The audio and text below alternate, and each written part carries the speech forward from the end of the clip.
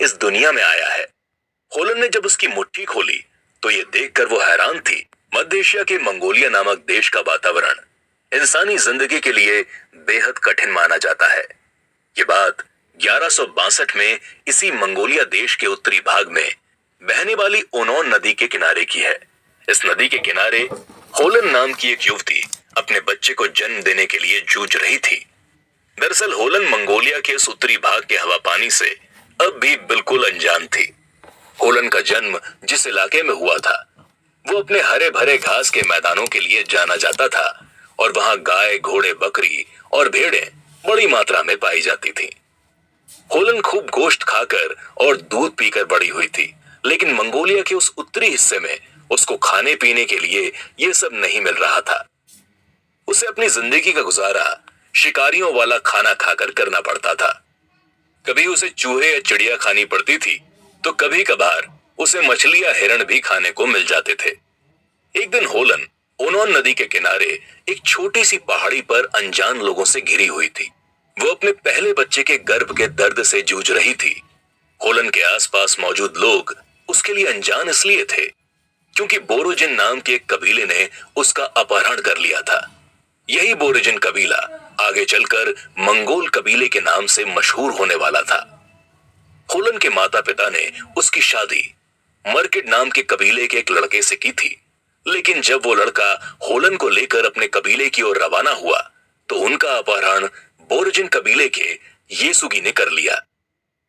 होलन ने तब अपने पति की जान बचाने के लिए खुद को येसुगी के हवाले कर दिया और इस तरह वो मंगोल कबीले में शामिल हो गई। इसी कारण अपने पहले बच्चे को जन्म देते वक्त वो खुद को अनजान लोगों के बीच घिरा महसूस कर रही थी। बहुत तकलीफ सहने के बाद आखिरकार जब होलन ने अपने पहले बच्चे एक लड़के को जन्म दिया तो वहां मौजूद लोगों ने यह देखा कि उस बच्चे ने अपने हाथ की एक मुट्ठी में कुछ दबाया हुआ था। होलन ने थोड़ा घबराते हुए लेकिन बेहद नरमी के साथ अपने बच्चे की उंगलियों को एक एक करके खोला ताकि वो ये देख सके कि आखिर वो बच्चा अपने हाथ में कौन सी चीज लेकर इस दुनिया में आया है। होलन ने जब उसकी मुट्ठी खोली तो ये देखकर वो हैरान थी कि लड़के के हाथ में खून का एक काला थक्का दबा हुआ था। दरअसल उस बच्चे ने अपनी मां के गर्भ में बने खून के थक्के को अपने हाथ में दबा लिया था। होलन के पास मौजूद कबीले के लोगों ने जब बच्चे के हाथ में खून का थक्का देखा तो वो सभी परेशान हो गए, क्योंकि कबीले के लोगों के हिसाब से ऐसा होना बदकिस्मती और अमंगल की निशानी थी। मगर उस वक्त ओनोन नदी के किनारे पहाड़ी पर मौजूद लोगों में से किसी ने भी ये नहीं सोचा होगा कि यह बच्चा केवल कबीले की ही नहीं बल्कि पूरी दुनिया की किस्मत बदलने वाला था।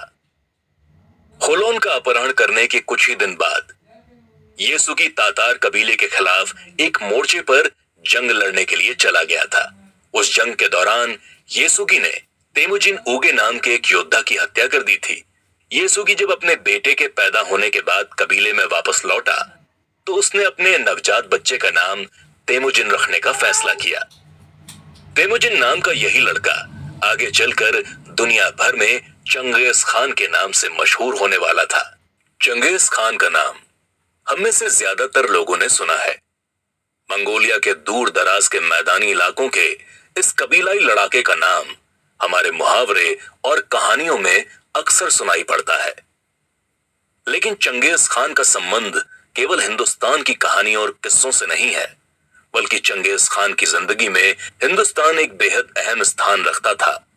क्या आप जानते हैं कि चंगेज खान ने अपने एक हिंदुस्तानी साथी की मौत को अपना अपमान मानते हुए दुनिया के सबसे खूनी अभियानों में से एक अभियान शुरू किया था?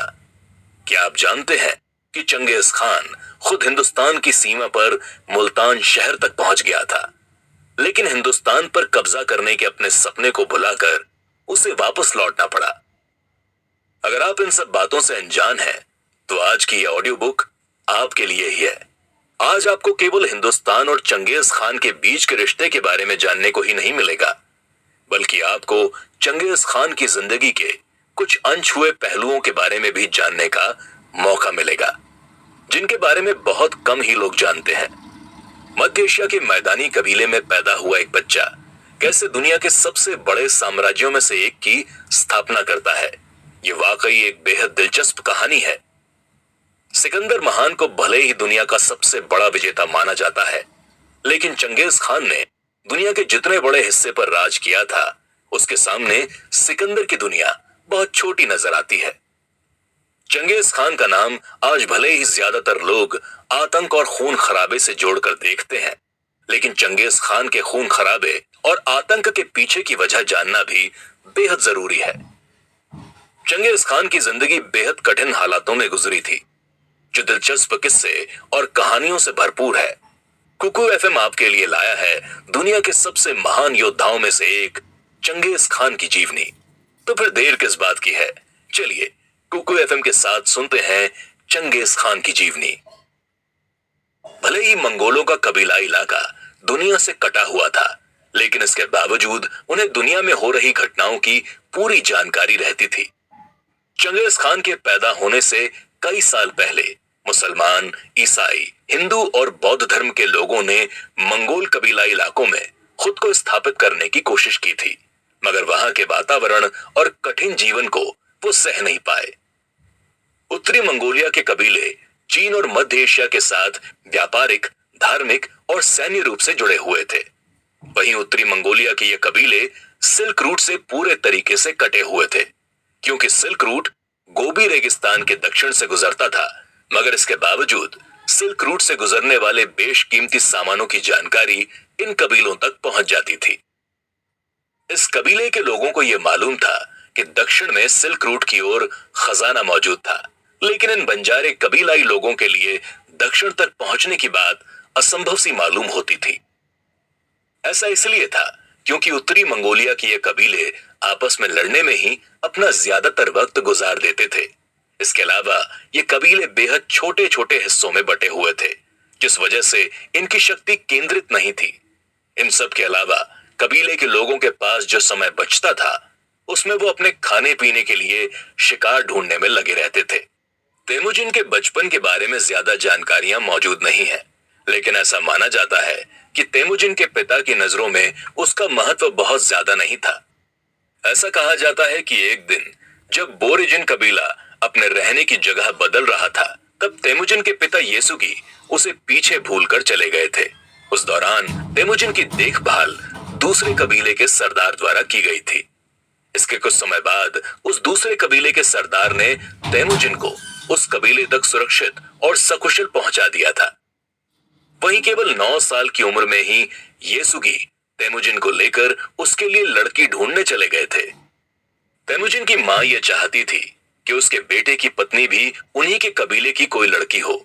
उस दौर में कबीलों की यह परंपरा थी कि लड़की से शादी करने से पहले लड़के को लड़की के माता पिता के घर कुछ सालों तक सेवाएं और उपहार देने होते थे। ऐसा कहा जाता है कि तेमुजिन के पिता येसुगी उसे घर से दूर केवल इसलिए नहीं ले गए थे ताकि वो उसके लिए एक लड़की ढूंढ सके। दरअसल तेमुजिन के पिता को यह मालूम था कि उनके मरने के बाद तेमुजिन और उसके सौतेले भाई बेक्टर के बीच कबीले के सरदार की गद्दी को लेकर खूनी संघर्ष होने की संभावना है, मगर तेमुजिन के मुकाबले येसुगी अपने बड़े बेटे बेक्टर को ज्यादा पसंद करता था। इसी कारण वो कबीले के सरदार की गद्दी बेक्टर के लिए सुरक्षित रखना चाहता था। येसुगी की यह योजना थी कि वो तेमुजिन को पूर्व की ओर ले जाकर उसे वहीं छोड़कर वापस आ जाएगा। दूसरी ओर तेमुजिन जब अपने पिता के साथ अपने लिए लड़की की तलाश में पूर्व की ओर गया, तो वो पहली बार ओनोन नदी के दूसरी ओर मौजूद दुनिया से रूबरू हुआ। वो रास्ते में एक परिवार के पास रुके जिसकी बेटी रियो उम्र में तेमुजिन से 1 साल बड़ी थी। तेमुजिन और रियो एक दूसरे को काफी पसंद करने लगे और दोनों के माता पिता उनकी शादी करने के लिए राजी भी हो गए। उस समय की परंपरा के अनुसार तेमुजिन को रियो के माता पिता के साथ कुछ साल रहकर उनकी सेवा करके और उन्हें उपहार देकर खुश करना था। तेमुजिन के पिता येसुगी उसे रियो के माता पिता के घर छोड़कर वापस अपने कबीले की ओर रवाना हो गए। येसुगी जब अपने कबीले की ओर लौट रहा था, तो उसने देखा कि तातार कबीले के कुछ लोग जश्न मना रहे थे। उस जश्न में बेहतरीन दावत का आयोजन भी किया गया था। ये वही तातार कबीला था जिसके योद्धा तेमुजिन उगे को मारकर येसुगी ने अपने बेटे का नाम तेमुजिन रखा था। जब येसुगी की मौत हुई तो उस समय उसकी 2 बीवियां थीं और उन दोनों बीवियों से उसको 7 बच्चे थे जिनकी उम्र 10 साल से कम थी। इस कारण येसुगी का परिवार बेहद कमजोर पड़ चुका था।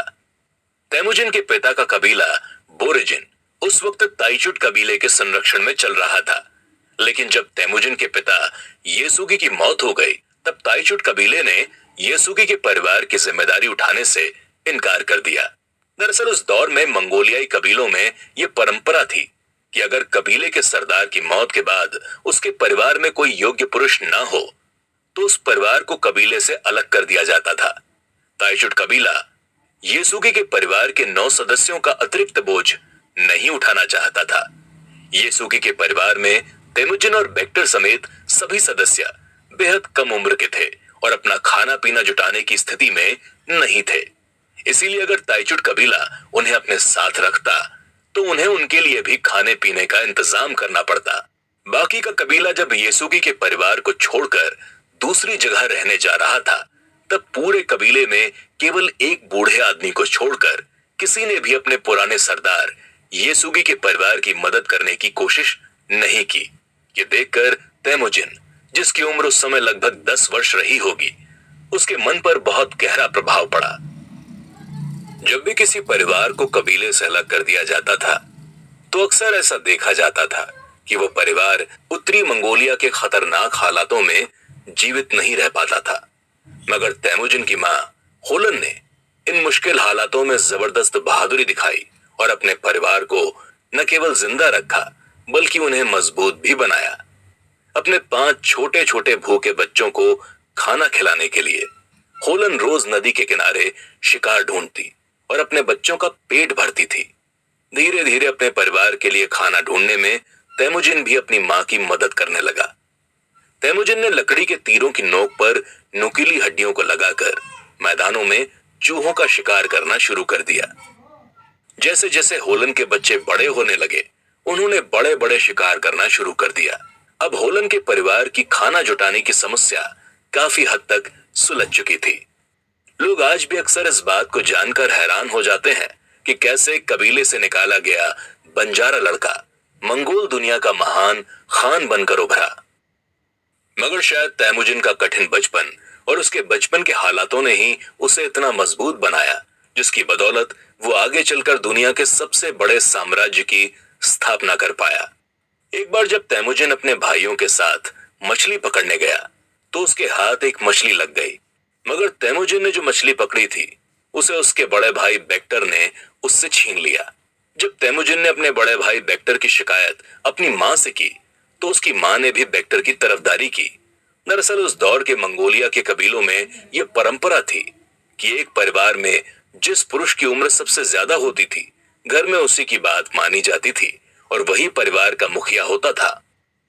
इस तरह से बेक्टर अपने पिता की मौत के बाद अपने परिवार में सबसे वरिष्ठ सदस्य था। तेमुजिन को यह बात बिल्कुल भी हजम नहीं हुई जिससे उसके मन में असंतोष पैदा हो गया। इसके चलते उसकी अपने सौतेले बड़े भाई बेक्टर के साथ अक्सर लड़ाइयां होने लगी। जब भी तेमुजिन और बेक्टर की लड़ाई होती तो तेमुजिन की मां बेक्टर की तरफदारी किया करती थी।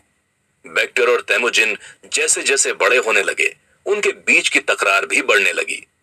तेमुजिन जानता था कि उसे अपना प्रभाव बढ़ाने के लिए अपने रास्ते से अपने बड़े भाई बेक्टर को हटाना होगा।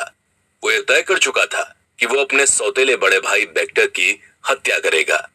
तेमुजिन की इस योजना में उसका छोटा भाई खसर भी उसका सहयोग करने के लिए तैयार हो गया।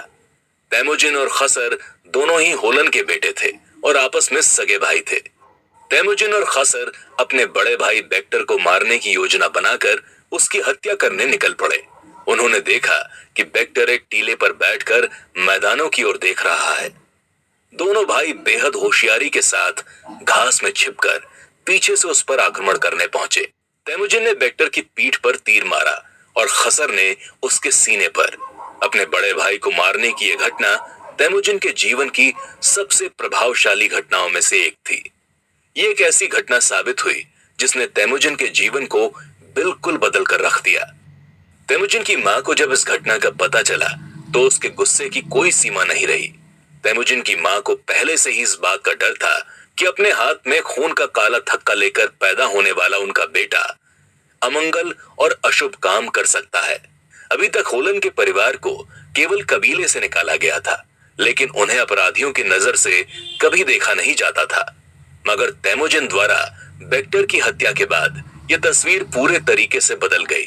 तेमुजिन अपने परिवार के साथ जिस इलाके में रहता था, उस पर ताइचुट कबीले का अधिकार था, जिसने तेमुजिन परिवार को अब अपराधी घोषित कर दिया था।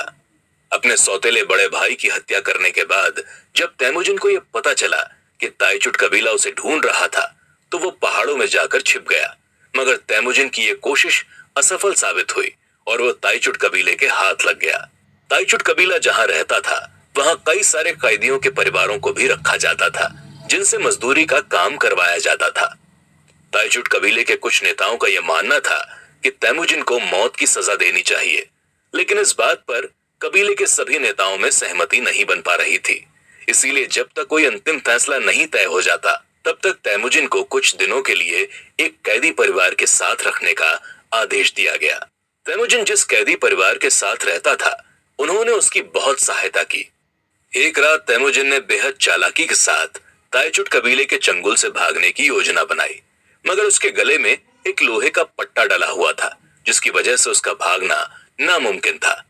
तब उस कैदी परिवार ने तेमुजिन के गले में बंधे पट्टे को तोड़कर आग में जला दिया, जिसकी वजह से वो ताइचुट कबीले के चंगुल से बचकर भाग निकला।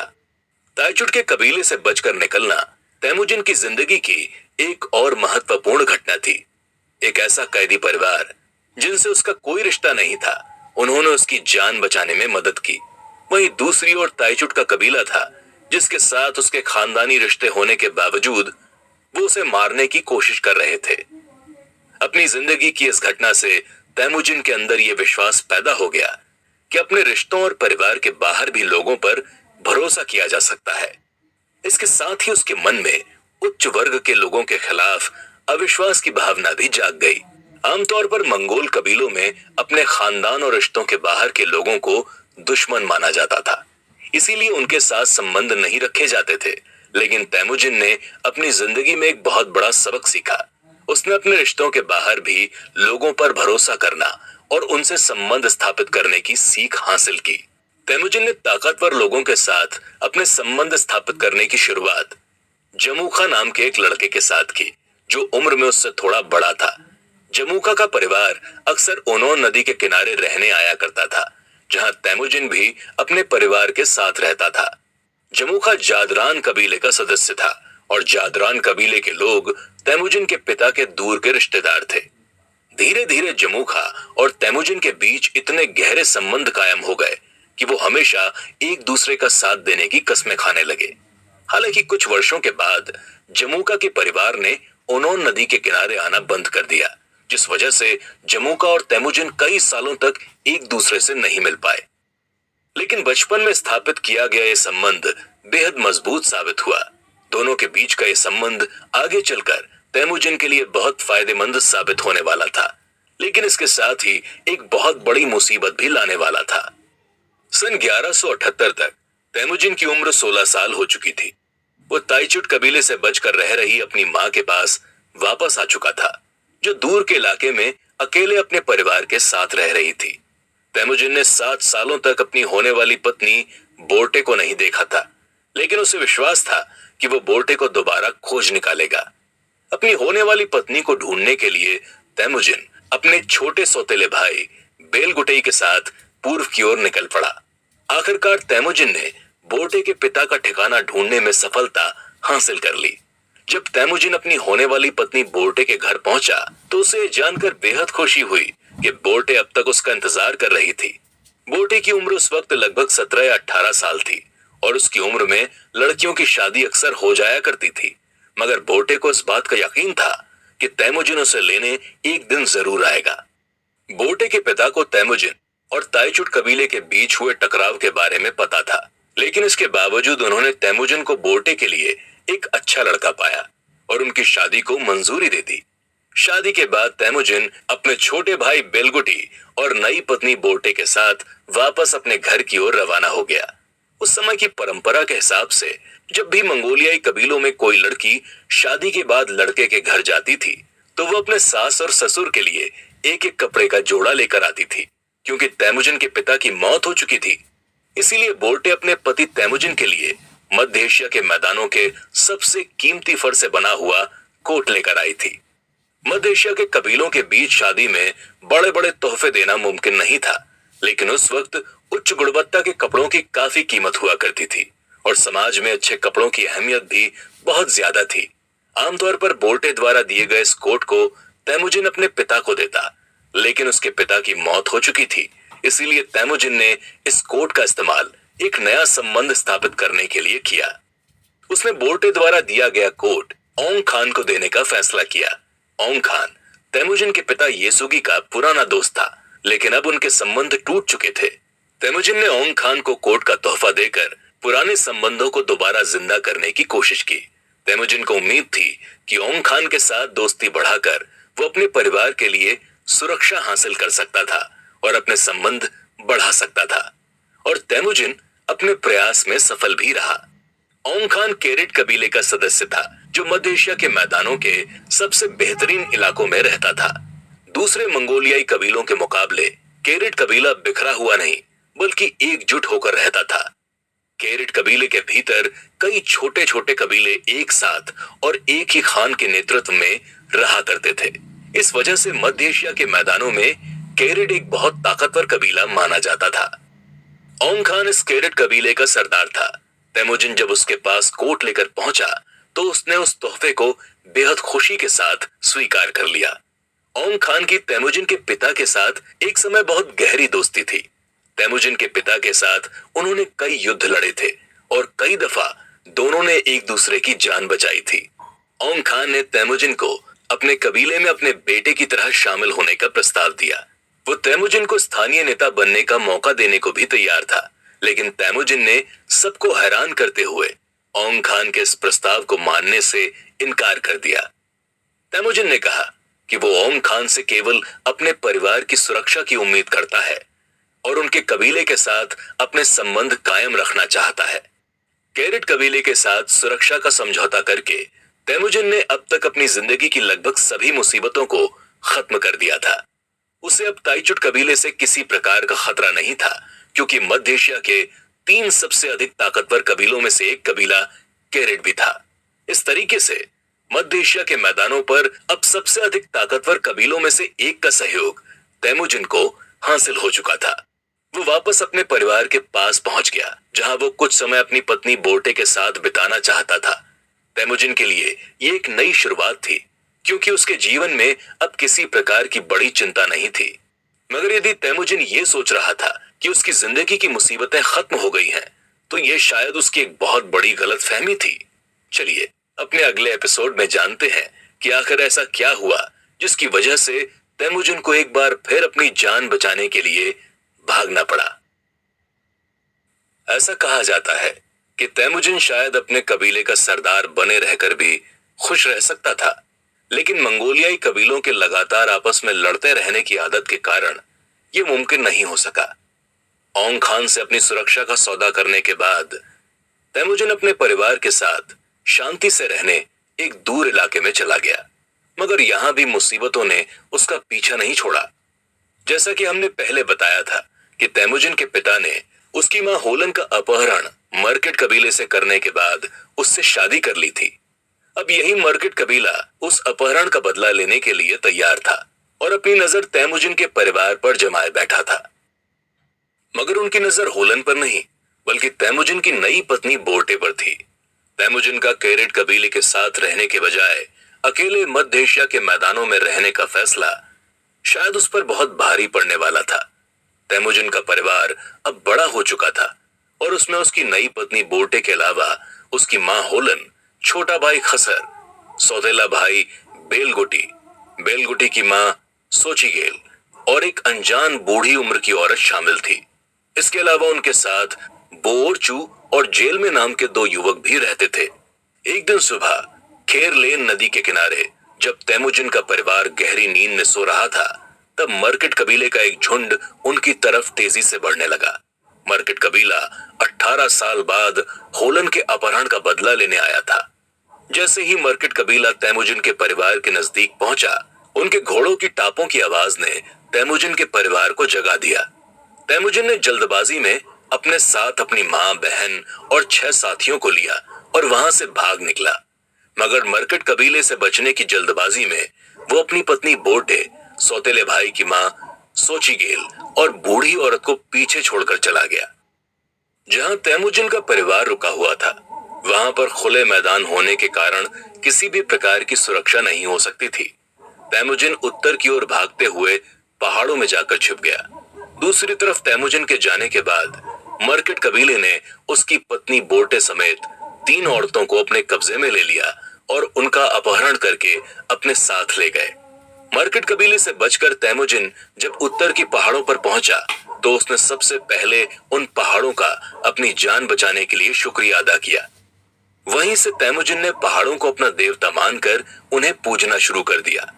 लगातार 3 दिन तक अपनी जान बचाने के लिए पहाड़ों, सूरज और धरती की पूजा करने के बाद तैमुजिन को अब एक बेहद अहम फैसला लेना था, जिससे उसकी जिंदगी की दिशा तय होने वाली थी। उसके सामने अब 2 रास्ते थे। या तो वो वापस मैदानों में जाकर दोबारा से अपनी पुरानी शांतिपूर्ण जिंदगी जीने की कोशिश करे, मगर ऐसा करने से उस पर मर्केट या स्पेन के कबीले के हमला करने का खतरा फिर भी बना रहता। वहीं उसके पास दूसरा रास्ता ये था कि वो मर्केट कबीले से लड़ाई करके अपनी पत्नी बोटे को वापस ले आए। तैमुजिन ने दूसरा रास्ता चुना और मर्केट कबीले से लड़ने का फैसला किया। अपनी पत्नी बोटे को दोबारा हासिल करने की कोशिश की। तैमुजिन को जिंदगी एक नई दिशा पर ले जाने वाली थी। पहाड़ों से निकलकर तैमुजिन सबसे पहले ओंग खान के पास पहुंचा और उससे अपनी पत्नी को दोबारा हासिल करने के लिए मदद की गुजारिश की। जब तैमुजिन ओंग खान के पास अपनी पत्नी को दोबारा हासिल करने के लिए मदद मांगने पहुंचा, तो ओंग खान उसकी मदद करने के लिए तुरंत राजी हो गए। तैमुजिन ये जानता था कि ओंग खान और मर्केट कबीले के बीच पुरानी दुश्मनी है, इसीलिए उसने इस बात का फायदा उठाया। दूसरी ओर ओंग खान को भी अपने पुराने दुश्मन मर्केट कबीले पर हमला करने का एक और मौका मिल रहा था। मर्केट कबीले के खिलाफ लड़ाई के लिए ओंग खान ने तैमुजिन को जादरान कबीले से मदद मांगने भेजा। तैमुजिन का पहला दोस्त जामुखा इसी जादरान कबीले का सदस्य था। जामुखा ने जादरान कबीले के खान को ओंग खान के साथ मर्केट कबीले पर हमला करने के लिए राजी कर लिया। इस तरह पहली बार जामुखा और तैमुजिन एक साथ जंग के मैदान में उतरने वाले थे। पहाड़ों और नदियों को पार करने के बाद अपने दोस्त जामुखा और ओंग खान की सेनाओं के साथ तैमुजिन ने मर्केट कबीले पर छिपकर हमला कर दिया। मर्केट कबीले के लोग इस हमले से सहम गए और ज्यादातर लोग वहां से भाग निकले। मर्केट कबीले के लोगों के भागने के बाद कई हमलावर कबीले के सामान की लूटपाट में लग गए, लेकिन तैमुजिन की नजरें सिर्फ अपनी पत्नी बोटे को ढूंढ रही थी। तैमुजिन ने मर्केट कबीले के हर टेंट में जाकर देखा, लेकिन उसे बोटे कहीं भी दिखाई नहीं दी। दरअसल अपहरण के बाद बोटे की शादी मर्केट कबीले के एक बड़े अधिकारी से कर दी गई थी। वो अधिकारी बोटे को एक बैलगाड़ी में लेकर वहां से भाग निकला था। अपने घोड़े पर सवार तैमुजिन जब बोटे का नाम चिल्लाते हुए जंगलों में उसे ढूंढ रहा था, तब बोटे ने उसकी आवाज पहचान ली और बैलगाड़ी से कूद गई। मर्केट कबीले के लोग पहले से ही अपनी जान बचाने में लगे हुए थे, इसीलिए किसी ने भी बोटे को पकड़ने की कोशिश नहीं की। बोटे भागते हुए जंगल में उस जगह पहुंच गई जहां से तैमुजिन के चिल्लाने की आवाज आ रही थी। इस तरह आखिरकार तैमुजिन ने अपनी पत्नी बोटे को दोबारा हासिल कर लिया। हालांकि तैमुजिन मर्केट कबीले द्वारा अपहरण करके ले जाई गई अपने परिवार की अन्य 2 महिलाओं को नहीं ढूंढ सका। मर्केट कबीले के खिलाफ एक सफल अभियान के बाद तैमुजिन अपने पुराने दोस्त जामुखा के साथ रहने लगा। जामुखा ने तैमुजिन को अपने कबीले में एक महत्वपूर्ण स्थान दिया और अपने बाद कबीले का दूसरा सबसे बड़ा नेता बनाया। जामुखा तैमुजिन को अपने छोटे भाई की तरह सम्मान देता था। कुछ दिनों तक तो तैमुजिन और जामुखा के बीच संबंध अच्छे रहे, लेकिन तैमुजिन को किसी के भी अधीन रहना पसंद नहीं था। उसे ये बिल्कुल भी पसंद नहीं था कि जामुखा उसे अपना छोटा भाई माने। तैमुजिन बराबरी चाहता था और इसी बराबरी की चाह जामुखा और तैमुजिन के बीच के रिश्तों में दरार पैदा करने लगी। सन 1181 में सर्दियां गुजरने के बाद जामुखा ने अपने कबीले के लोगों को यह आदेश दिया कि गर्मियों के लिए वो दूसरे मैदानों की ओर जाएंगे। आमतौर पर जब भी वो कबीला एक जगह से दूसरी जगह जाता था तो सबसे आगे जामुखा अपना घोड़ा लेकर चलता था और उसके साथ तैमुजिन भी अपने घोड़े के साथ उसकी बराबरी पर चलता था। लेकिन इस बार जब गर्मियों के लिए वो कबीला दूसरे मैदानों की ओर जा रहा था तो जामुखा ने तैमुजिन से कहा कि वो उसकी बराबरी पर चलने के बजाय अपना घोड़ा उसके पीछे लेकर चले। ये बात तैमुजिन के दिल को कचोट गई और वो गुस्से में अपने परिवार के पास लौट गया। उसने अपनी माँ होलन से पूछा कि अब उसे क्या करना चाहिए। इससे पहले कि तैमुजिन की माँ होलन उसे कोई सलाह दे पाती, उसकी पत्नी बोटे ने उससे कहा कि ऐसी बेइज्जती सहने के बजाय उन्हें जामुखा के कबीले को छोड़कर अलग चले जाना चाहिए। तैमुजिन ने आखिर में बोटे की सलाह मान ली और कबीला छोड़कर जाने के लिए तैयार हो गया। रात के अंधेरे में जब नदी के किनारे टेंट लगाकर सभी कबीले वाले सोए हुए थे, तब तैमुजिन अपने परिवार के साथ कबीला छोड़कर निकलने की तैयारी कर रहा था। इसी दौरान कुछ लोगों को खबर हुई कि तैमुजिन कबीले का साथ छोड़ रहा है, तो उन्होंने भी तैमुजिन के साथ कबीला छोड़ने का फैसला कर लिया। इस तरह रात के अंधेरे में तैमुजिन अपने परिवार और नए साथियों के साथ जामुखा के कबीले को छोड़कर चल दिया। इस घटना के बाद से तैमुजिन और जामुखा के बीच एक लंबी दुश्मनी की शुरुआत हो गई, जो अगले 20 सालों तक लगातार चलती रही।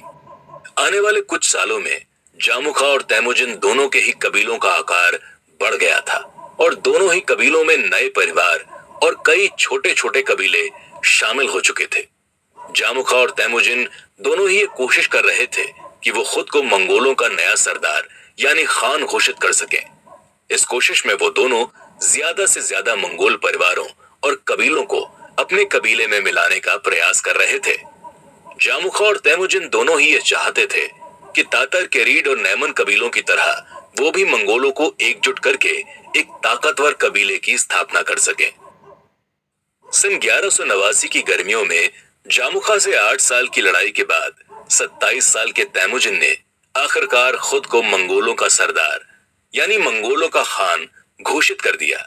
इसके बाद तैमुजिन ने अपने सभी समर्थकों को नीली झील के पास एक मैदान में पारंपरिक बैठक के लिए न्योता दिया।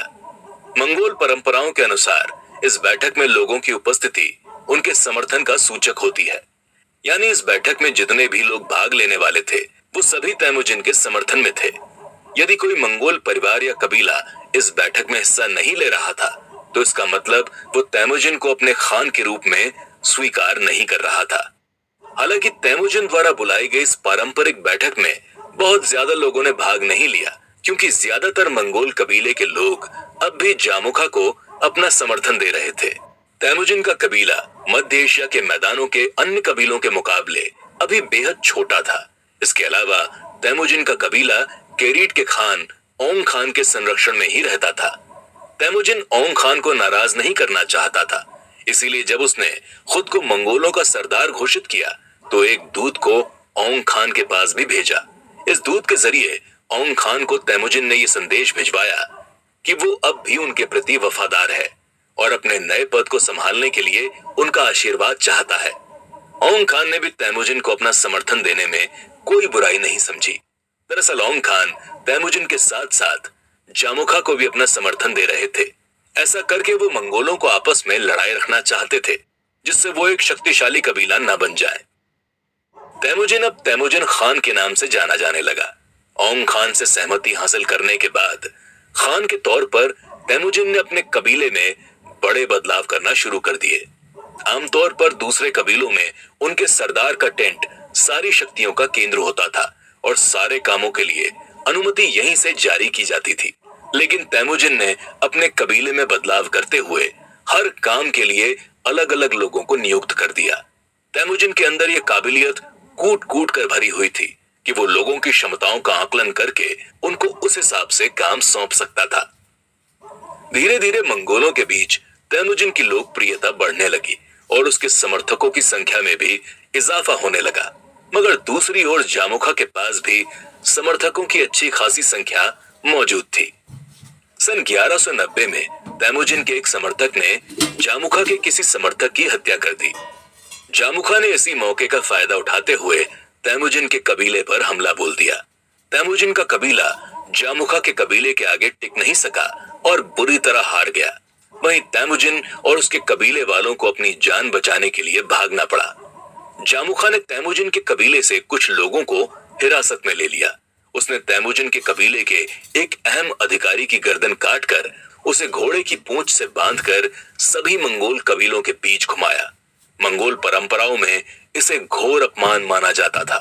इसके बाद बाकी के गिरफ्तार किए गए लोगों को जामुखा ने खौलते हुए तेल में डालकर मौत के घाट उतार दिया। हालांकि जामुखा ने तैमुजिन के खिलाफ जंग जरूर जीत ली थी, लेकिन जंग जीतने के बाद भी जामुखा ने तैमुजिन के कबीले वालों के साथ जो सुलूक किया था, उससे जामुखा की छवि को बहुत नुकसान हुआ। ज्यादातर मंगोल परिवार और छोटे छोटे कबीले अब जामुखा की क्रूरता देखकर उससे डरने लगे थे। दूसरी तरफ तैमुजिन भले ही युद्ध हार गया था, लेकिन लोगों के मन में तैमुजिन के लिए सहानुभूति बढ़ गई थी। युद्ध में हारने के बाद भी कई मंगोल परिवार तैमुजिन से जुड़ने लगे थे। इस तरह तैमुजिन ने धीरे धीरे अपनी शक्तियां दोबारा हासिल कर ली।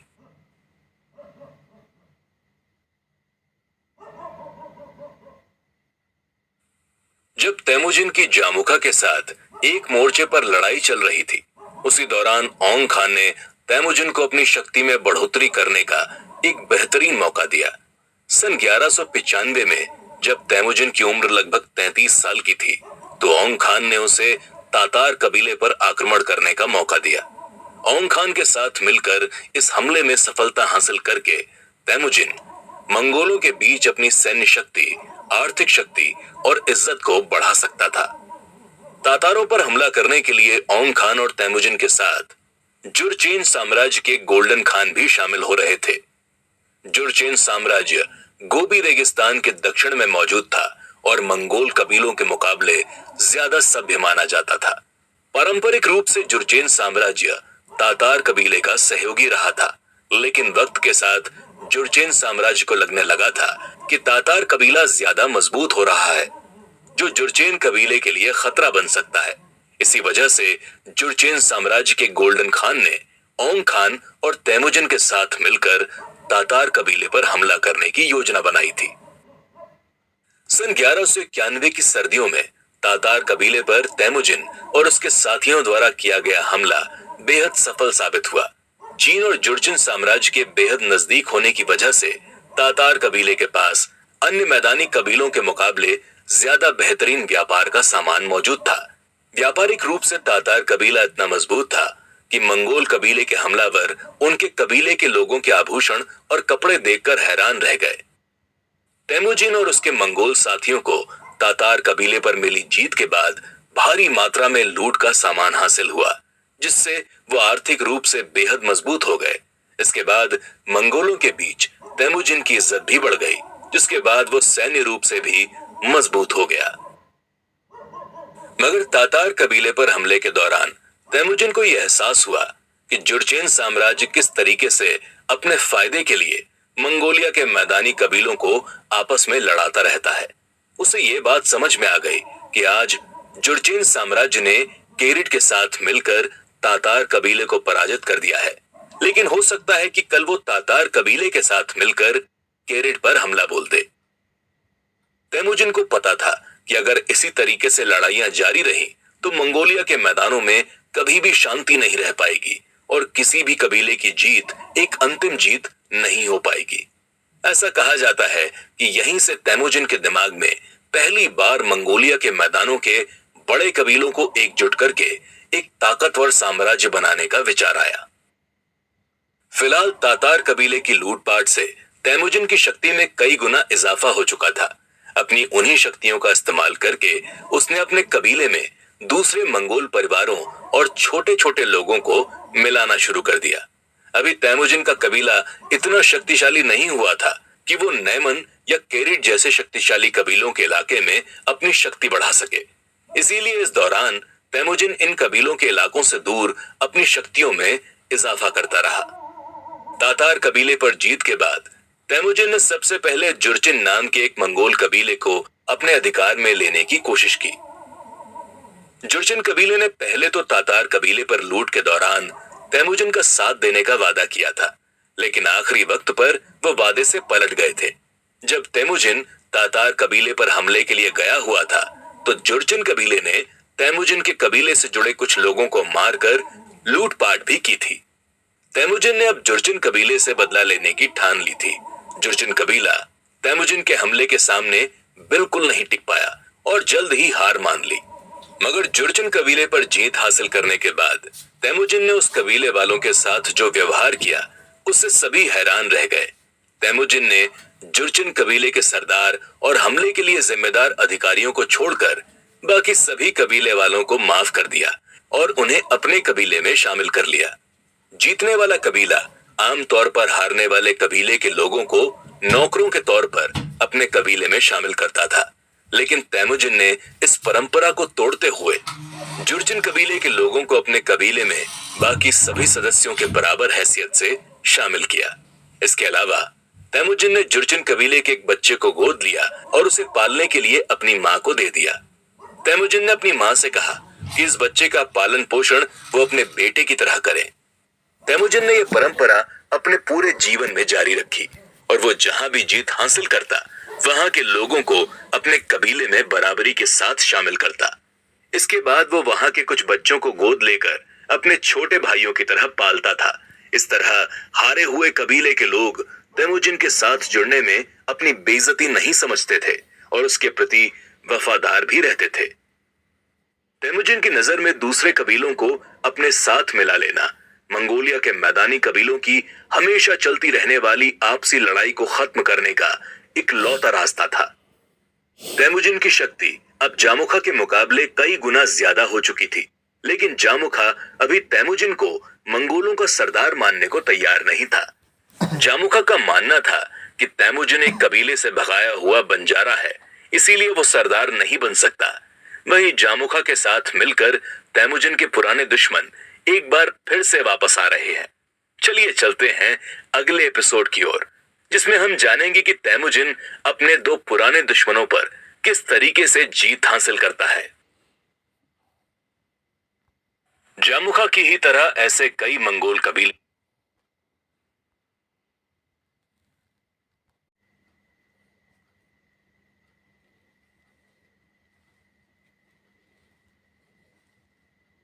जामुखा की ही तरह ऐसे कई मंगोल कबीले थे जो ये मानते थे कि एक भगोड़ा होने की वजह से तैमुजिन मंगोलों का सरदार कभी नहीं बन सकता। ऐसी सोच रखने वाले सभी कबीले जामुखा के नेतृत्व में खड़े होने लगे।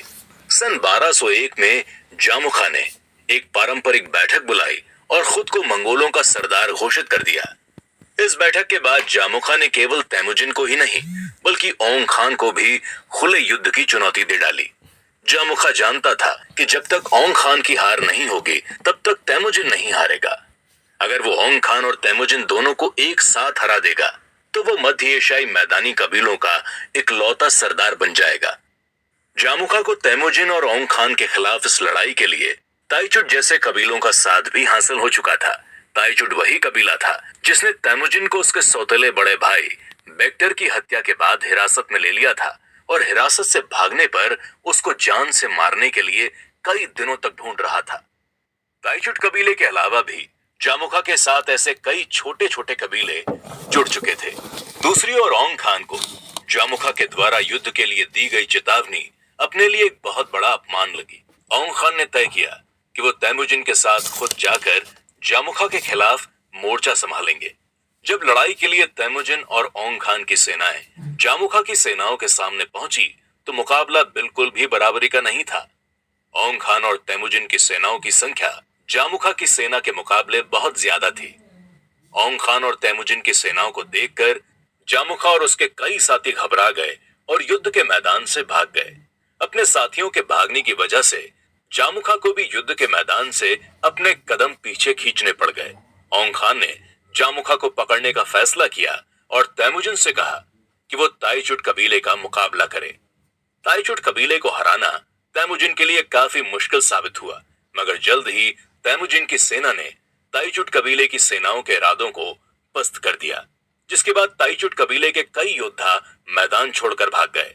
तेमुजिन ने एक बार फिर अपनी दरिया दिली दिखाई और हारे हुए ताइचुट कबीले के सरदार और अधिकारियों की हत्या करने के बाद बाकी सभी कबीले वासियों को अपने कबीले में शामिल कर लिया। हालांकि दूसरी तरफ जामुखा औंग खान के चंगुल से बचकर निकलने में कामयाब रहा। जामुखा दूर दराज के मैदानी इलाकों की ओर भाग गया और वहां जाकर नए कबीले वालों को अपने साथ जोड़ने लगा। मगर तेमुजिन और जामुखा के बीच एक अंतिम लड़ाई अब भी बाकी थी। सन 1202 में औंग खान ने तेमुजिन को पूर्व की ओर तातार कबीले पर दोबारा हमले के लिए भेजा और खुद अपने पड़ोसी कबीले मर्केट पर हमला करने के लिए रवाना हो गया। तातार कबीले पर अपने दूसरे हमले के दौरान तेमुजिन ने एक नई रणनीति लागू की। आमतौर पर मध्य एशिया की सेनाएं लड़ाई में जीतने के बाद विरोधियों के खेमे में लूटपाट करने में जुट जाती थीं और भागते हुए विरोधियों का पीछा नहीं करती थीं। इसका नतीजा ये होता था कि ये विरोधी लौटकर दोबारा हमला करते थे। तेमुजिन ने इस दिक्कत को पहचाना और अपने सैनिकों को आदेश दिया कि जब तक पूरे तरीके से विरोधियों को नष्ट नहीं कर दिया जाएगा, तब तक किसी भी प्रकार की लूटपाट नहीं की जाएगी। पूरे तरीके से युद्ध जीतने के बाद लूट किए जाने का एक फायदा यह भी था कि लूट को एक व्यवस्थित ढंग से इकट्ठा किया जा सकता था और तेमुजिन अपने हिसाब से उन्हें अपने समर्थकों के बीच बांट सकता था। तेमुजिन का यह फैसला एक मास्टर स्ट्रोक साबित होने वाला था। अपने इस फैसले की वजह से आने वाले समय में वो अपने विरोधियों को पूरे तरीके से नष्ट करने वाला था। इसके अलावा तेमुजिन ने यह फैसला किया कि युद्ध में हासिल की गई लूट को वो अपने कबीले की विधवाओं और लावारिस बच्चों के बीच भी साझा करेगा। इस फैसले ने भी तेमुजिन की लोकप्रियता बढ़ाई और कबीले के सैनिक उसके प्रति ज्यादा वफादार हो गए। सैनिकों को अब यकीन हो गया था कि अगर उनकी मौत हो जाती है तो उसके बाद भी तेमुजिन उनके परिवार का ख्याल रखेगा। तेमुजिन की सेना ने तातार कबीले को एक बार फिर करारी शिकस्त दी, ऐसी कि ज्यादातर तातारवासी मैदान छोड़कर भाग गए। तातार को तेमुजिन ने इतने बुरे तरीके से हराया था कि यह कबीला लगभग पूरी तरह से नष्ट हो चुका था और तातार कबीले की अधिकतम जनसंख्या तेमुजिन के कब्जे में आ चुकी थी। तातार कबीला ताइचुट या स्पेन की तरह कुछ 100 परिवारों का कबीला नहीं था, बल्कि तातार कबीले में हजारों परिवार रहते थे। तेमुजिन के सामने तातार को अपने कबीले में मिलाना एक बहुत बड़ी चुनौती थी। इस चुनौती से निपटने के लिए तेमुजिन को अपने पूरे कबीले का सहयोग चाहिए था, जिसके लिए उसने खुद भी कुछ कड़े कदम उठाए। तेमुजिन और उसके कबीले के अधिकारियों ने यह तय किया कि सभी तातार सरदारों और अधिकारियों की हत्या कर दी जानी चाहिए। इसके अलावा उन सभी तातार पुरुषों को भी मौत की सजा सुनाई गई, जिनकी लंबाई एक निश्चित मानक से ऊपर पाई गई थी। अब तक बोर्टे ही तेमुजिन की इकलौती पत्नी थी, लेकिन तातार कबीले को शामिल करने के बाद तेमुजिन ने तातार कबीले के कुछ परिवारों से संबंध रखने वाली येसुजिन और येसुगेई से भी शादी करने का फैसला किया। तातार पर जीत हासिल करने के बाद तेमुजिन के कुछ सैनिकों ने उसका आदेश भुला दिया और भागे हुए विरोधियों को पकड़ने के बजाय पहले लूटपाट में जुट गए। इस बात से तेमुजिन बहुत ज्यादा गुस्सा हुआ और अपने आदेश को गंभीरता से न लिए जाने की सजा के तौर पर उसने उन सैनिकों से सभी लूट का सामान छीन लिया और उन्हें आधा नंगा करके कोड़े मरवाए। तेमुजिन के इस व्यवहार से नाराज होकर कुछ सैनिक उसका साथ छोड़कर जामुखा से जा मिले। इधर तेमुजिन अपने कबीले में लगातार बदलाव ला रहा था और पारंपरिक तरीकों पर चलने के बजाय नई नई नीतियों को लागू कर रहा था। ऐसी ही एक नीति के तहत तेमुजिन ने अपने कबीले के हर इंसान के लिए सार्वजनिक सेवा करना अनिवार्य कर दिया। उदाहरण के लिए, अगर कोई व्यक्ति सेना में अपनी सेवाएं नहीं दे सकता तो उस व्यक्ति को किसी और प्रकार से सार्वजनिक सेवा देनी होगी।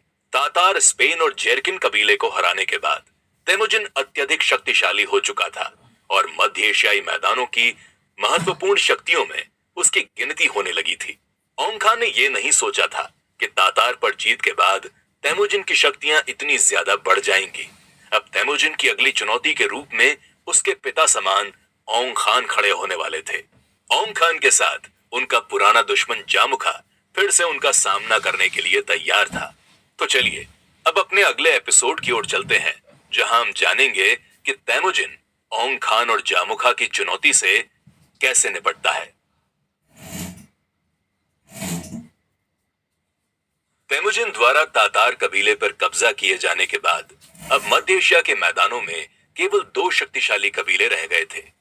पश्चिम की ओर तायंग खान के नेतृत्व में नैमन कबीला मौजूद था और दूसरी ओर ओंग खान के नेतृत्व में किरीट कबीला बचा था। किरीट कबीले के सरदार ओंग खान की उम्र हो चली थी और ओंग खान के बाद कौन किरीट कबीले की कमान संभालेगा यह तय नहीं था। किरीट कबीले के सरदार ओंग खान का बेटा इतना योग्य नहीं था कि वो कबीले की कमान संभाल सके। इसके अलावा वो कबीले के लोगों के बीच इतना लोकप्रिय भी नहीं था। तैमुजिन ने समस्या का समाधान निकालने की कोशिश की और अपने बेटे जोची का विवाह ओंग खान की बेटी से करने का प्रस्ताव किरीट कबीले के पास भेजा। अगर ओंग खान तैमुजिन का प्रस्ताव स्वीकार कर लेता तो ओंग खान के बाद तैमुजिन किरीट कबीले का सरदार बन सकता था। मगर ओंग खान ने तैमुजिन द्वारा भेजे गए प्रस्ताव को अपने लिए एक अपमान के तौर पर देखा। भले ही तैमुजिन ओंग खान को अपने पिता के समान मानता हो और कई दफा उनकी मदद भी कर चुका हो, लेकिन अब भी वो उनकी नजरों में एक भगोड़ा अपराधी था जिसको उन्होंने काबिल योद्धा बनाया था। ओंग खान के बेटे ने भी तैमुजिन के इस प्रस्ताव पर कड़ा विरोध जताया और अपने पिता से कहा कि वो तैमुजिन के प्रस्ताव को ठुकरा दे और ओंग खान ने भी ऐसा ही किया। मगर जल्द ही ओंग खान को अपनी गलती का एहसास हो गया। ओंग खान ये जानता था कि तैमुजिन इस समय मध्य एशिया के मैदानों का सबसे काबिल सैन्य अधिकारी था जिसकी सेना से टक्कर लेना ठीक नहीं रहेगा। तैमुजिन से सीधी दुश्मनी लेने के बजाय ओंग खान ने जालसाजी के जरिए तैमुजिन को मौत के घाट उतारने का फैसला किया। ओंग खान ने तैमुजिन को दोबारा एक संदेश भिजवाया और कहा कि उन्होंने अपना मन बदल लिया है और वो अपनी बेटी की शादी तैमुजिन के बेटे के साथ करने के लिए तैयार है। रिश्ता पक्का करने के लिए ओंग खान ने तैमुजिन को अपने कबीले में दावत के लिए बुलाया। ओंग खान की योजना थी कि वो दावत में आने के बाद तैमुजिन को मौत के घाट उतार देगा। उधर ओंग खान को तैमुजिन अपने पिता के समान समझता था और उसे उम्मीद थी कि वो उसे धोखा नहीं देंगे। वो केवल कुछ सैनिकों के साथ किरीट कबीले की ओर रवाना हो गया। जब किरीट कबीले से उसकी दूरी केवल एक दिन की रह गई थी, तब उसको खबर मिली कि ओंग खान दावत पर बुलाकर उसकी हत्या करना चाहता है। ये जानकर तैमुजिन तुरंत कुछ साथियों के साथ वापस अपने कबीले की ओर रवाना हो गया। मगर उसे डर था कि किरीट कबीले की फौज उसका पीछा कर सकती है। इसीलिए उसने अपने कुछ सैनिकों को उसी जगह पर छोड़ दिया जहां पर उसने अपना खेमा लगाया था। इस तरीके से तैमुजिन को भागने के लिए कुछ समय मिल गया। बिना रुके कई दिनों तक तैमुजिन और उसके साथी भूखे प्यासे अपने घोड़ों को दौड़ाते रहे। आखिरकार तैमुजिन और उसके साथियों ने एक झील के किनारे रुकने का फैसला किया। यहां से तैमुजिन ने अपने कबीले को एकत्रित होने का संदेश भिजवाया और उनसे किरीट कबीले पर हमला करने की तैयारी करने को कहा। दूसरी तरफ ओंग खान को यकीन था कि अब तक उसकी सेना ने तैमुजिन को पूरब की ओर खदेड़ दिया होगा और उसके योद्धाओं को भी नष्ट कर दिया होगा। अपनी सफलता का जश्न मनाने के लिए ओंग खान ने जामुखा को अपने कबीले में एक दावत के लिए आमंत्रित किया। पूरे किरीट कबीले में जश्न का माहौल था। उधर तैमुजिन ने भी अपनी फौज दोबारा एकत्रित कर ली थी और बिना रुके दिन रात अपने घोड़े दौड़ाते हुए किरीट कबीले की ओर बढ़ रहा था। जल्द ही तैमुजिन की फौज ने किरीट कबीले को चारों ओर से घेर लिया। 3 दिन तक तो किरीट कबीले की सेनाओं ने डटकर तैमुजिन का मुकाबला किया, लेकिन इसके बाद वो कमजोर पड़ने लगे। जामुखा अपनी जान बचाने के लिए पश्चिम की ओर गया, जहां उसने नैमन कबीले में शरण हासिल कर ली। वहीं दूसरी ओर किरीट कबीले के सरदार ओंग खान ने भी अपनी जान बचाने के लिए नैमन कबीले की ओर जाने की कोशिश की, मगर नैमन कबीले की सीमा तक पहुंचते पहुंचते उसके पास कोई भी सैनिक जिंदा नहीं बचा था। नैमन कबीले की सीमा पर पहुंचकर जब उसने भीतर घुसने की कोशिश की तो सीमा पर खड़े सैनिक ने इस बात पर यकीन ही नहीं किया कि फकीरों के जैसा दिखने वाला एक कमजोर बूढ़ा आदमी किरीट कबीले का सरदार हो सकता है। झूठ बोलने का आरोप लगाकर सीमा पर खड़े सैनिक ने ओंग खान की हत्या कर दी। तैमुजिन अब मध्य एशिया के मैदानी कबीलों की सबसे बड़ी शक्तियों में से एक बन चुका था। उसके सामने अब केवल नैमन कबीला ही बचा था। हालांकि नैमन कबीले के पास भारी संख्या में योद्धा मौजूद थे, जिनकी संख्या तैमुजिन के योद्धाओं से कहीं ज्यादा थी। अगर तैमुजिन मध्य एशिया के कबीलों को एक झंडे के नीचे एकजुट करना चाहता था तो उसकी राह में केवल नैमन कबीला बाधा बनकर खड़ा था। मंगोलिया के मैदानों पर कब्जा करने के लिए अंतिम युद्ध सन 1204 में शुरू हुआ। इस युद्ध में तैमुजिन ने पहली बार 10-10 सैनिकों के गुटों में अपनी सेना को बांटने की तकनीक का इस्तेमाल किया। क्योंकि नैमन की सेना तैमुजिन की सेना के मुकाबले कहीं ज्यादा बड़ी थी, इसीलिए तैमुजिन के लिए नैमन की सेना को सीधे आक्रमण के जरिए हराना लगभग नामुमकिन था। तैमुजिन की सेना नैमन की सेना के सामने एक पहाड़ी पर तैनात थी। तैमुजिन ने नैमन की सेना के हौसले पस्त करने के लिए अपने सभी सैनिकों को रात में 5 आग जलाने का आदेश दिया। रात को जब नैमन की सेना ने पहाड़ी की ओर देखा तो उन्हें ऐसा लगा कि उनके सामने एक विशाल सेना खड़ी है। इसके बाद युद्ध शुरू होने पर तैमुजिन ने छोटे छोटे हमले करके नैमन की सेना को कमजोर करने की योजना बनाई। तैमुजिन ने सुबह का सूरज निकलने से पहले अपने 10-10 सैनिकों का झुंड भेजकर नैमन की सेना पर हमला शुरू कर दिया। इन हमलों से नैमन की सेना लगातार कमजोर पड़ती गई। इस युद्ध में तैमुजिन ने पारंपरिक तकनीकों और अपने नए तरीकों का एक गठजोड़ बनाकर इस्तेमाल किया। तैमुजिन के सैनिकों को उस पर इतना ज्यादा भरोसा था कि उनके बीच एक कहावत मशहूर हो गई थी कि अगर तैमुजिन उन्हें आग के बीच भी लड़ने के लिए भेजेगा तो वो बिना सोचे समझे आग में उतर सकते थे। तैमुजिन के सैनिकों की वफादारी और उनकी तकनीकें आखिरकार नैमन की विशाल सेना पर भारी पड़ी और तैमुजिन ने नैमन कबीले को अपने कब्जे में ले लिया। नैमन कबीले के सरदार तयांग खान को मौत के घाट उतार दिया गया, लेकिन जामुखा एक बार फिर से जंगलों में भागने में सफल रहा। मगर अब जामुखा को शरण देने के लिए मध्य एशिया के मैदानों में कोई भी ताकतवर कबीला नहीं बचा था। तैमुजिन मंगोलिया का सबसे ताकतवर सरदार बन चुका था, जिसके बाद सभी कबीले उसी के नेतृत्व में रहने लगे। सन 1205 में जंगलों में भटक रहे जामुखा और उसके साथी कहीं भी शरण ढूंढने में सफल नहीं हो पाए। आखिरकार जामुखा के साथी हताश हो गए और उनको जामुखा पर भरोसा नहीं रहा। तब जामुखा के साथियों ने उसका अपहरण करके उसे तैमुजिन के सामने पेश कर दिया। 20 सालों की लड़ाई के बाद भी जामुखा के लिए तैमुजिन के मन में इज्जत बनी हुई थी। तैमुजिन ने सबसे पहले जामुखा के उन साथियों को मौत के घाट उतार दिया जिन्होंने उसके साथ गद्दारी की थी। इसके बाद तैमुजिन ने जामुखा की तरफ एक बार फिर से दोस्ती का हाथ बढ़ाया और उससे वफादारी की कस्में खाने के लिए कहा। जामुखा ने तैमुजिन की माफी को ठुकराते हुए कहा कि तैमुजिन अकेला ही इस दुनिया के लिए काफी है और उसे जामुखा की जरूरत नहीं पड़ेगी। हालांकि जामुखा ने तैमुजिन से एक इज्जतदार मौत मांगी और कहा कि अगर तैमुजिन उसे एक इज्जत की मौत देता है तो उसकी आत्मा तैमुजिन और उसके आने वाले वंश की हमेशा रक्षा करेगी। तैमुजिन ने ठीक ऐसा ही किया और जामुखा को एक इज्जतदार मौत दी। इसके बाद उसने उसकी अस्थियों को एक ऊंची पहाड़ी पर रखवा दिया। जामुखा की मौत के साथ अब तैमुजिन का विरोध करने वाला कोई भी मंगोल कबीला नहीं बचा था। मंगोलिया के सभी कबीले अब तैमुजिन को अपना सरदार मान चुके थे। दक्षिण में रेगिस्तान से लेकर उत्तर में आर्कटिक टुंड्रा तक और पूर्व में मंचूरिया के जंगलों से लेकर पश्चिम में अल्टाई पहाड़ों तक सारी जमीनों का मालिक तैमुजिन था। सन 1206 में तैमुजिन ने ओनोन नदी के पास बने पवित्र बुरखान खल्दुन पर एक पारंपरिक मंगोल बैठक बुलाई। ये बैठक शायद मध्य एशिया के मैदानों के इतिहास की सबसे महत्वपूर्ण बैठक थी। बुरखान खल्दुन वही पवित्र पहाड़ था जिसने मर्किट कबीले के आक्रमण के दौरान तैमुजिन की जान बचाई थी। तैमुजिन ने इसी पवित्र पहाड़ पर मंगोल कबीलों का भविष्य बदलने वाली बैठक बुलाई। तैमुजिन अब केवल किसी एक कबीले का सरदार नहीं था, बल्कि वो मध्य एशिया के सभी मंगोल कबीलों का सरदार बन चुका था। इस बैठक के दौरान तैमुजिन ने अपने साम्राज्य को एक नया नाम देते हुए अपने नेतृत्व में रह रहे सभी लोगों को महान मंगोलिया राज्य का नागरिक घोषित किया। वहीं तैमुजिन ने गुर खान और तयांग खान जैसे पारंपरिक नाम की उपाधि लेने से मना कर दिया। उसने अपने नए नाम के तौर पर चंगेज खान का चुनाव किया। मंगोल भाषा में इस शब्द का अर्थ ताकतवर और बेखौफ माना जाता है। चंगेज खान अब आधुनिक पश्चिमी यूरोप के बराबर आकार के साम्राज्य का मालिक बन चुका था, लेकिन बाहरी दुनिया ने इस पर अधिक ध्यान नहीं दिया।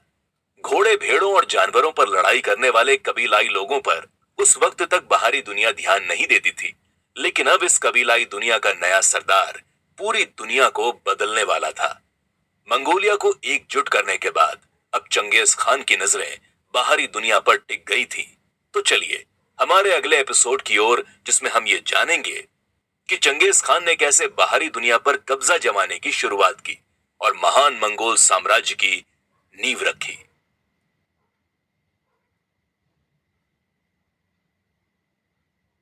जब चंगेज खान ने मंगोलिया को एकजुट कर लिया था, तो उस समय चीन कई अलग अलग साम्राज्यों में बटा हुआ था। चंगेज खान द्वारा मंगोल साम्राज्य की गद्दी संभालने के बाद किसी ने यह नहीं सोचा था कि वो अपने साम्राज्य को बढ़ाने के लिए चीन के साम्राज्य से दुश्मनी ले सकता है। मगर मंगोल साम्राज्य का सम्राट बनने के बाद ऐसे हालात पैदा हो गए जिसकी वजह से चंगेज खान को चीनी साम्राज्यों पर हमला करने का मौका मिल गया। चंगेज खान के मंगोलियाई साम्राज्य की पश्चिम दिशा में तंगुट साम्राज्य था, जिसे पश्चिमी जिया साम्राज्य के नाम से भी जाना जाता था। तंगुट साम्राज्य ने चंगेज खान के एक दुश्मन को अपने राज्य में पनाह दे दी थी। चंगेज खान ने तंगुट के सम्राट से उनके दुश्मन को उनके हवाले करने की गुजारिश की, लेकिन तंगुट के सम्राट ने चंगेज खान को ऐसा करने से साफ इनकार कर दिया। चंगेज खान ने इसे अपना अपमान मानते हुए तंगुट साम्राज्य पर हमला करने की घोषणा कर दी। सन 1207 में चंगेज खान द्वारा किए गए हमले ने तंगुट साम्राज्य के कई शहरों को बर्बाद कर दिया। तंगुट साम्राज्य पर हमले के दौरान चंगेज खान को कई नई चीजें सीखने को मिली। तंगुट साम्राज्य पर चंगेज खान का आक्रमण ऐसा पहला आक्रमण था जिसमें मंगोलिया की मैदानी फौज गोबी रेगिस्तान को पार करके दूसरी ओर गई थी। तंगुट साम्राज्य में पहुंचने पर चंगेज खान ने देखा कि उनके शहरों की किलेबंदी बहुत अच्छे ढंग से की गई थी। चंगेज खान की फौज भले ही अनुशासित, आक्रामक और फुर्तीली थी, लेकिन अभी भी उनके पास ऐसी तकनीक मौजूद नहीं थी जिनकी मदद से वो किले की दीवारों को तोड़ सकें। इस स्थिति से निपटने के लिए चंगेज खान ने बेहद अनोखे तरीके अपनाए। जब चंगेज खान ने यह महसूस किया कि वो शहर के किले की दीवार नहीं तोड़ सकता, तो उसने किले के बाहर रहने वाले तंगुट साम्राज्य के लोगों की हत्या करना शुरू कर दिया। इसके अलावा चंगेज खान ने किले के अंदर राशन पहुंचने के सभी रास्तों को बंद कर दिया। तंगुट साम्राज्य की एक और बड़ी कमजोरी यह थी कि हाल में ही साम्राज्य के भीतर तख्ता पलट हुआ था। इस वजह से राजनीतिक तौर पर तंगुट साम्राज्य में पहले से ही उथल पुथल मची हुई थी। इसी उथल पुथल के बीच चंगेज खान के आक्रमण ने तंगुट साम्राज्य की नींव हिलाकर रख दी। इन सब मुसीबतों के बावजूद तंगुट साम्राज्य के पास लगभग 1.5 लाख सैनिकों की फौज मौजूद थी। तंगुट साम्राज्य के योद्धाओं की संख्या चंगेज खान के सैनिकों के मुकाबले लगभग 2 गुनी थी। हालांकि तंगुट साम्राज्य चंगेज खान के फुर्तीले, जांबाज योद्धाओं और अजीबोगरीब रणनीतियों के आगे नहीं टिक सका और उसने मंगोलों के आगे घुटने टेक दिए। तंगुट साम्राज्य की स्थापना तिब्बती लोगों द्वारा पीली नदी के ऊपरी क्षेत्र में की गई थी।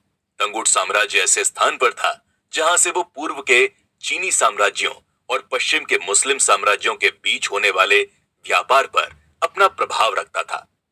तंगुट साम्राज्य को अपने कब्जे में लेने के बाद चंगेज खान को एक ऐसे साम्राज्य पर अधिकार हासिल हो गया जिसके जरिए वो सिल्क रूट से होने वाले व्यापार की बदौलत मंगोल साम्राज्य के लिए कीमती वस्तुएं हासिल कर सकता था। तंगुट साम्राज्य की जमीन इस्तेमाल करके चंगेज खान अब चीन के अधिक समृद्ध और अमीर साम्राज्यों पर भी हमला कर सकता था। सन 1209 में चंगेज खान ने तंगुट साम्राज्य पर अपना कब्जा स्थापित कर लिया और उस साम्राज्य के राजा ने भी चंगेज खान को अपना सम्राट मान लिया। लेकिन चंगेज खान तंगुट साम्राज्य पर अपना कब्जा कर ही पाया था कि इसी दौरान दक्षिण के जुरचेन नाम के समृद्ध और शक्तिशाली साम्राज्य के गोल्डन खान की मृत्यु हो गई। ये वही जुरचेन साम्राज्य था जिसने चंगेज खान और ओंग खान के साथ मिलकर तातार कबीले पर हमला किया था।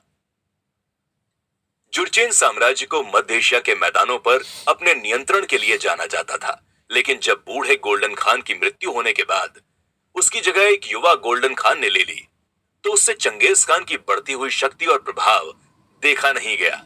अपने नियंत्रण और शक्ति का प्रदर्शन करने के लिए गोल्डन खान ने चंगेज खान और मंगोलियाई साम्राज्य को यह आदेश दिया कि वो अपनी वफादारी साबित करने के लिए नए गोल्डन खान के अधिकार में आ जाएं। चंगेज खान के पास जब जुरचेन साम्राज्य के दूत ये संदेश लेकर पहुंचे तो वो गुस्से से तिलमिला उठा। उसने उन दूतों को यह कहकर वापस भेज दिया कि चंगेज खान और मंगोल साम्राज्य किसी के भी अधीन नहीं रह सकते। चंगेज खान द्वारा गोल्डन खान का प्रस्ताव ठुकराया जाना एक प्रकार से बगावत की निशानी थी। चंगेज खान ने अपनी सेना इकट्ठी की और गोल्डन खान के जुर्चेन साम्राज्य पर हमले की घोषणा कर दी। अब चंगेज खान एक बार फिर अपनी फौज के साथ गोबी के रेगिस्तान को पार करके तंगुट साम्राज्य के जरिए जुर्चेन साम्राज्य की सीमाओं पर पहुंच गया। 13वीं शताब्दी की शुरुआत में जुर्चेन साम्राज्य चीन का दूसरा सबसे बड़ा साम्राज्य था, जिसमें करीब 50 लाख लोगों की आबादी रहती थी। सन 1211 में जब चंगेज खान ने जुर्चेन साम्राज्य पर हमला करने के लिए गोबी रेगिस्तान को पार किया, तो उसने एक ऐसे अभियान की आग लगा दी थी जिसकी चपेट में जल्द ही पूरी दुनिया आने वाली थी। शुरुआत में ऐसा बिल्कुल नहीं लगा कि चंगेज खान के इरादे किसी भी प्रकार से वैश्विक स्तर पर जंग करने के हो सकते हैं, लेकिन जुर्चेन साम्राज्य पर हमला करने के लिए जब वो अपने ताकतवर और तेज तर्रार योद्धाओं को लेकर निकला, तो उसके बाद उसने रुकने का नाम नहीं लिया। सिंधु नदी से लेकर डेन्यूब नदी तक, प्रशांत महासागर से लेकर भूमध्य सागर तक, केवल 30 साल के भीतर ये मंगोल योद्धा अपने रास्ते में आने वाली हर फौज को हराने वाला था, हर किले को गिराने वाला था और हर साम्राज्य पर मंगोलों का झंडा लहराने वाला था। मंगोल साम्राज्य के विस्तार और चंगेज खान की बढ़ती ताकत के बारे में जानने के लिए चलिए चलते हैं अपने अगले एपिसोड की ओर।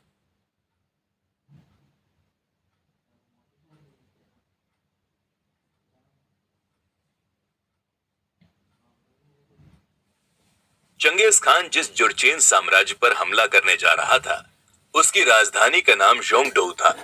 चीन की आधुनिक राजधानी बीजिंग उसी जगह पर स्थित है जहां कभी जुर्चेन साम्राज्य की राजधानी जोंगडोउ स्थित हुआ करती थी।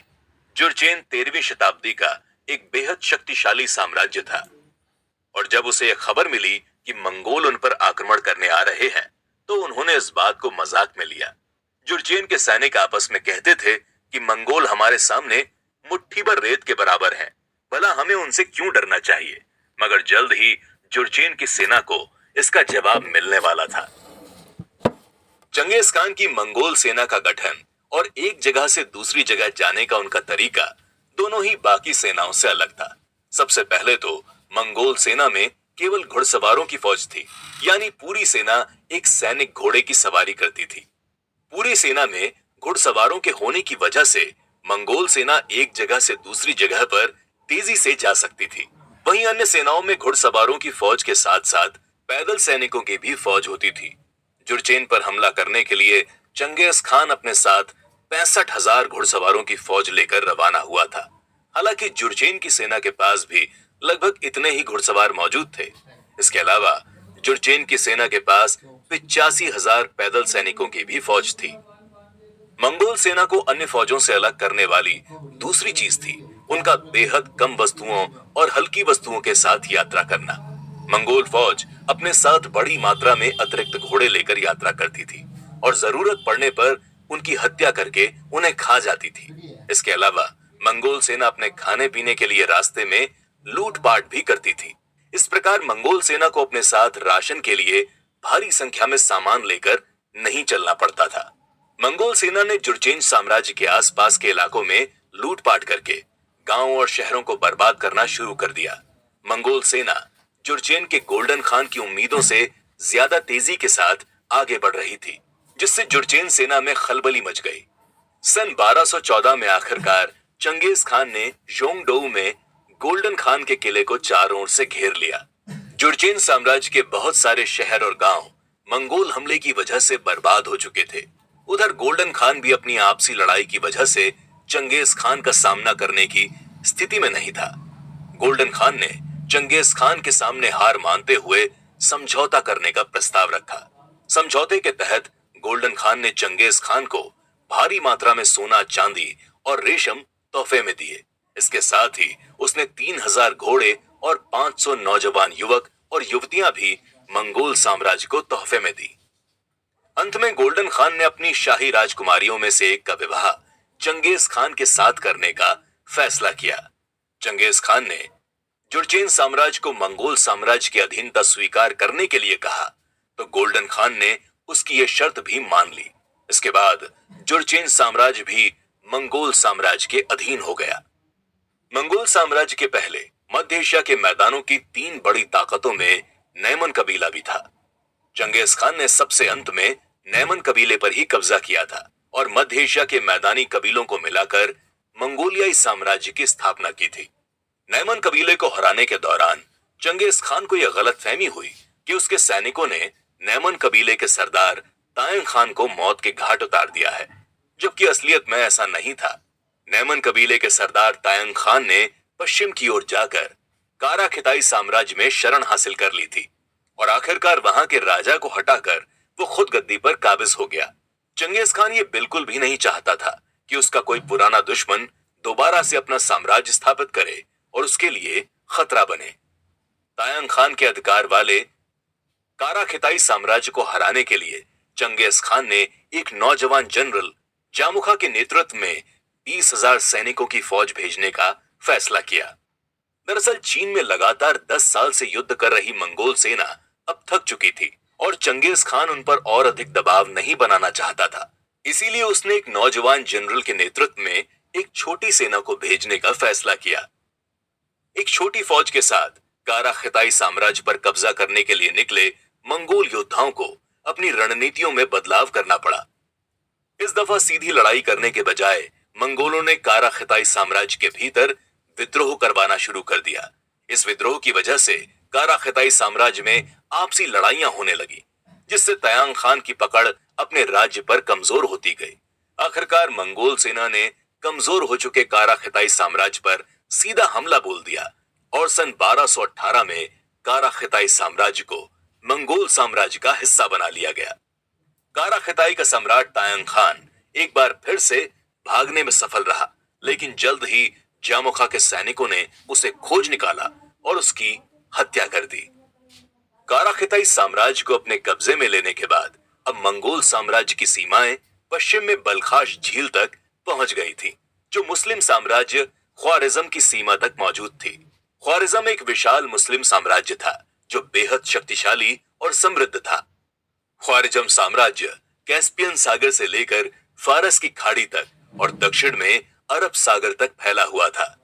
मंगोल साम्राज्य अब चीनी सीमाओं के अधिकार वाले अधिकतर सिल्क रूट पर अपना कब्जा जमा चुका था। वहीं चंगेज खान को ख्वारिज्म साम्राज्य के साथ संधि करके पूरे सिल्क रूट पर होने वाले व्यापार के आधे मुनाफे पर अपना कब्जा हासिल करने का मौका दिखाई दिया, क्योंकि मुस्लिम देशों तक पहुंचने वाले सिल्क रूट का एक बड़ा हिस्सा अब भी ख्वारिज्म साम्राज्य के पास था। इसी के चलते चंगेज खान उन्हें सिल्क रूट से होने वाले मुनाफे का 50% हिस्सा देने के लिए तैयार था। मगर ख्वारिज्म के बादशाह की एक गलती चंगेज खान को केवल 50% नहीं बल्कि पूरे सिल्क रूट का मुनाफा हासिल करने का एक मौका देने वाली थी। ख्वारिज्म के बादशाह की गलती और चंगेज खान के मंगोल साम्राज्य के विस्तार के बारे में आगे जानने के लिए सुनिए अगला एपिसोड।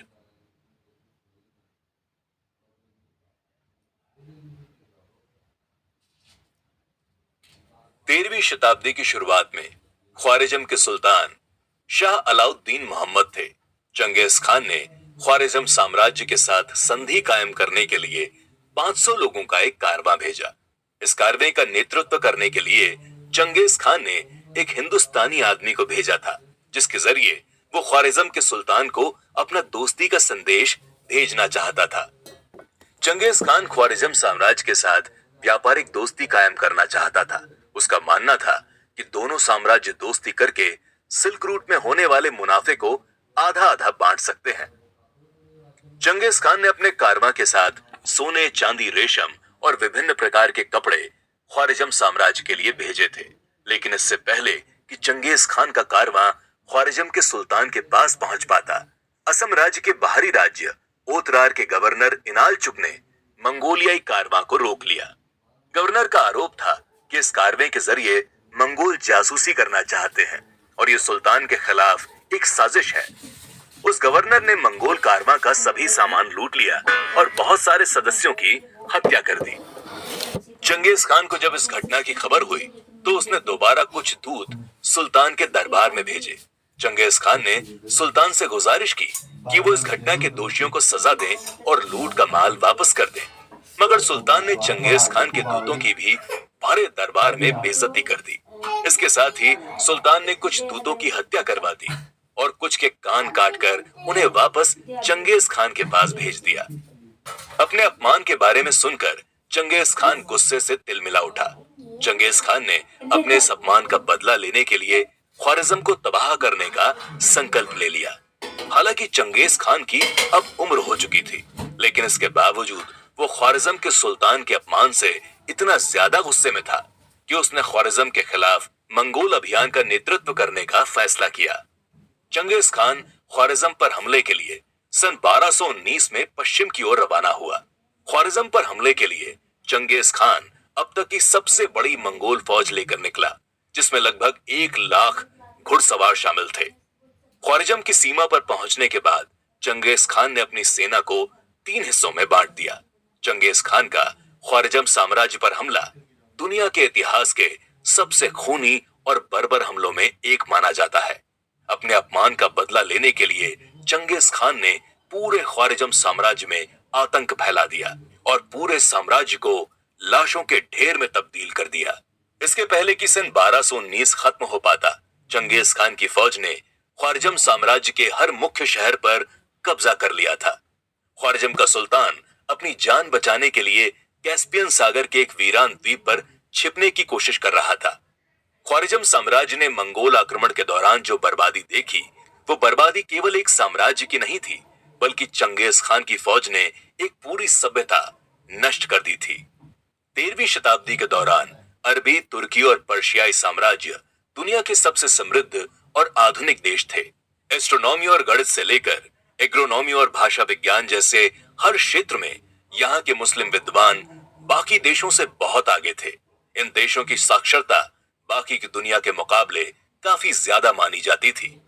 जब चंगेज खान ने पूरे साम्राज्य पर हमला किया, तो मुस्लिम शिक्षा के कई बड़े केंद्र इसी साम्राज्य में मौजूद थे। ख्वारिज्म साम्राज्य में जलालुद्दीन रूमी जैसे कई मशहूर विद्वानों का जन्म हुआ था, लेकिन चंगेज खान के हमले ने मुस्लिम दुनिया के शिक्षा केंद्रों को तबाह करके रख दिया। ख्वारिज्म साम्राज्य का महत्वपूर्ण शहर और इस्लामी शिक्षा का केंद्र माना जाने वाला बुखारा शहर भी चंगेज खान ने बुरी तरीके से नष्ट कर दिया था। ऐसा कहा जाता है कि चंगेज खान ने बुखारा और बगदाद जैसे शहरों में इतनी किताबें जलाकर नदी में फेंकी कि नदी का रंग स्याही की वजह से काला पड़ गया। आमतौर पर किसी भी शहर पर कब्जा करने के बाद चंगेज खान स्वयं उसमें दाखिल नहीं होता था, लेकिन जब चंगेज खान ने बुखारा को फतेह किया, तो अपनी पुरानी परंपरा को तोड़ते हुए वो बुखारा के दरवाजों में दाखिल हुआ। चंगेज खान ने शहर के सभी लोगों को मस्जिद में इकट्ठा किया और इमाम की कुर्सी पर बैठकर शहर के लोगों से कहा कि ये तुम शहर वालों के पापों का नतीजा है, जो खुद खुदा ने चंगेज खान जैसी तबाही को तुम लोगों के लिए भेजा है। ख्वारिज्म साम्राज्य के एक और महत्वपूर्ण शहर निशापुर पर कब्जे की लड़ाई के दौरान चंगेज खान के दामाद टोकुचा की मौत हो गई। ऐसा कहा जाता है कि उस समय चंगेज खान की बेटी गर्भवती थी। जब मंगोल फौज ने निशापुर पर आखिरकार कब्जा जमा लिया, तो शहर की किस्मत का फैसला चंगेज खान ने अपनी गर्भवती बेटी पर छोड़ दिया। चंगेज खान की बेटी ने आदेश दिया कि निशापुर शहर के हर आदमी, औरत और बच्चे, यहाँ तक कि कुत्ते और बिल्लियों को भी मौत के घाट उतार दिया जाए। चंगेज खान के बेटे टोलुई ने अपनी बहन के इस आदेश को पूरा किया और पूरे शहर की हत्या कर दी गई। उस दौर के इतिहासकारों का दावा है कि मंगोलों की मार काट के बाद निशापुर शहर के बाहर इंसानी लाशों का एक ऊंचा पहाड़ खड़ा हो गया था। एक लंबी लड़ाई के बाद चंगेज खान की मंगोल फौजों ने आखिरकार ख्वारिज्म साम्राज्य की राजधानी समरकंद पर अपना कब्जा जमा लिया, मगर चंगेज खान की मंगोल फौज को ख्वारिज्म साम्राज्य के एक बेहद महत्वपूर्ण व्यापारिक शहर उरगेंच पर कब्जा करने के लिए एड़ी चोटी का जोर लगाना पड़ गया। उरगेंच शहर पर कब्जा करने के दौरान मंगोल सेना को अपने काफी सारे योद्धाओं को खोना पड़ा, लेकिन जब मंगोल फौज ने उरगेंच शहर पर अपना कब्जा कर लिया, तो इतिहासकार जुवैनी के अनुसार हर मंगोल योद्धा को 24 शहरवासियों को मारने का आदेश दिया गया। उरगेंच शहर पर कब्जा करने वाली मंगोल फौज में लगभग 50,000 मंगोल फौजी शामिल थे। इस हिसाब से अगर आंकड़ा लगाया जाए तो मंगोल फौज ने शहर के तकरीबन 12 लाख निवासियों की हत्या कर दी। चंगेज खान ने अपने मंगोल साथियों को पूरे ख्वारिजम साम्राज्य को बर्बाद करने के आदेश देकर चारों तरफ भेज दिया। ख्वारिजम साम्राज्य की यह बर्बादी पूरी दुनिया के लिए एक संदेश था कि जो भी चंगेज खान के सामने सर उठाएगा उसका सर कुचल दिया जाएगा। चंगेज खान का कहना था कि खुदा ने उसे पश्चिम से लेकर पूर्व तक पूरी दुनिया का मालिक बनाया है। जो साम्राज्य उसके अधीन आ जाएगा उसकी पूरी इज्जत की जाएगी, लेकिन उसके खिलाफ लड़ने वाले को तबाह कर दिया जाएगा।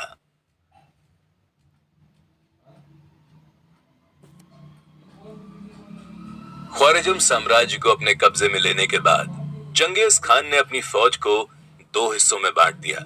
एक हिस्से के साथ चंगेज खान कालीस्थान और उत्तरी भारत की ओर हमला करने के लिए चला गया। दूसरी फौज को उसने यूरोप पर कब्जा करने के लिए भेज दिया। अगले 4 साल के इस अभियान में चंगेज खान ने हिमालय के पहाड़ों से लेकर सिंधु नदी और वोल्गा नदी तक अनगिनत शहरों और दर्जनों साम्राज्यों को मंगोल साम्राज्य में मिलाया। हालांकि चंगेज खान का इरादा पूरे उत्तरी हिंदुस्तान पर कब्जा करके हिमालय के पहाड़ों के दक्षिण से गुजरकर चीन के सबसे बड़े सुंग साम्राज्य पर हमला करने का था, लेकिन चंगेज खान अपनी फौज के साथ हिंदुस्तान के पश्चिम उत्तरी शहर मुल्तान तक ही अपनी विजय मंगोल सेना को पहुंचा सका। दरअसल हिंदुस्तान के मैदानों की गर्मियां मंगोल फौजियों को बीमार कर रही थी। इसके अलावा उनके तीर हिंदुस्तान की मैदानी गर्मियों में सटीक निशाने पर भी नहीं लग पा रहे थे। इसी वजह से चंगेज खान ने हिंदुस्तान पर कब्जा करने की अपनी रणनीति को विराम देने का फैसला किया और वापस लौट गया। सन 1226 में चंगेज खान पश्चिम में अपने अभियान को सफलतापूर्वक पूरा करने के बाद जब वापस अपने घर लौट रहा था तो उसी दौरान उसे खबर मिली कि तंगुट साम्राज्य और जुर्चेन साम्राज्य मिलकर मंगोलियाई साम्राज्य के खिलाफ हमला करने की योजना बना रहे हैं। तंगुट और जुर्चेन साम्राज्य को उम्मीद थी कि पश्चिम में ख्वारिजम साम्राज्य के साथ युद्ध के बाद मंगोल सेना कमजोर हो चुकी होगी, जिससे उसे आसानी से हराया जा सकेगा। इसके अलावा चंगेज खान की उम्र भी लगभग 60 साल हो चुकी थी और वो कमजोर होने लगा था। सन 1226 में अपने घर पहुंचने के तुरंत बाद चंगेज खान अपनी फौज लेकर जुर्चेन और तंगुट साम्राज्य के विद्रोह को कुचलने के लिए निकल पड़ा। तंगुट साम्राज्य की फौज एक बार फिर से मंगोल फौज के सामने घुटने टेक रही थी और एक एक करके उनके सारे शहर मंगोलों के कब्जे में होते जा रहे थे। जल्द ही मंगोल फौज चंगेज खान के नेतृत्व में तंगुट साम्राज्य की राजधानी निंगहिया तक पहुंच गई और उसे अपने कब्जे में ले लिया। उस राज्य का राजा अपनी जान बचाने के लिए राजधानी छोड़कर भाग गया। उस समय तक चीन में गर्मियों का मौसम आ चुका था और भीषण गर्मी से बचने के लिए चंगेज खान लियू पांशान की ओर चला गया। तंगुट साम्राज्य पर कब्जा करने के लिए चंगेज खान की लड़ाई अब भी जारी थी। सन 1226-27 की सर्दियों के दौरान चंगेज खान जंगली घोड़ों के शिकार के लिए गया हुआ था। वो एक भूरे रंग के घोड़े की सवारी कर रहा था जब कुछ जंगली घोड़े उसके घोड़े के सामने आ गए। उन्हें देखकर चंगेज खान का घोड़ा घबरा गया और उसने चंगेज खान को अपनी पीठ से गिरा दिया। घोड़े से गिरने के बाद उम्र दराज चंगेज खान को कई अंदरूनी चोटें आईं और वो कई दिनों तक बुखार से जूझता रहा।